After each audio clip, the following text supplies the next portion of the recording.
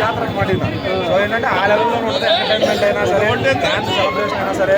So Chiranjeevi గారు సంపాదించుకుంది ఏంటంటే 1-2 ఫెయిల్యూర్లు వచ్చినా కూడా మళ్ళీ ఇంతమంది ఆయన సినిమా చూడడానికి టికెట్ల కోసం ఎగబడుతున్నారు. అదే ఆయన స్థాయి, ఆయన రేంజ్. ఎవడో అంటే తగ్గిపోయేది కాదు, ఎవడో తీసేస్తే రాలిపోయేది కాదు అది. సో మళ్ళీ 2026 మెగానామ సంవత్సరం కాబోతుంది. మొత్తం పడిపోయిన అన్నింటికి బాగా అతుకులైపోతున్నాడు. వరుస పెట్టి ఓచకోత అనమాట.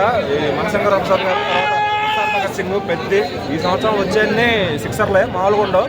ఆ క్యాచ్లు పట్టుకోవడానికి స్టేడియం అవతల వెళ్ళిపోవాలన్నమాట అందరూ. లుక్స్ ఎలా అనిపించాయి చిరంజీవి గారు? లుక్స్, స్టెప్పులు, డాన్స్ మాకంటే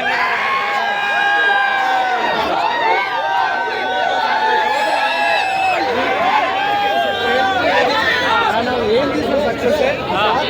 పైగా వెంకటేష్ గారు, చిరంజీవి గారు ఇద్దరు వస్తున్నారంటే వాళ్ళిద్దరికి ఫ్యామిలీ ఆడియన్స్ లో హెవీ క్రేజ్ ఉంది. వాళ్ళిద్దరు ఇంకా కలిసి వస్తున్నారంటే ఇంకా అది మేము ఎలా ఉంటుందండి. వాళ్ళిద్దరు స్క్రీన్ లో కనిపిస్తే ఆ మూమెంట్ అయితే చాలా ఇంకా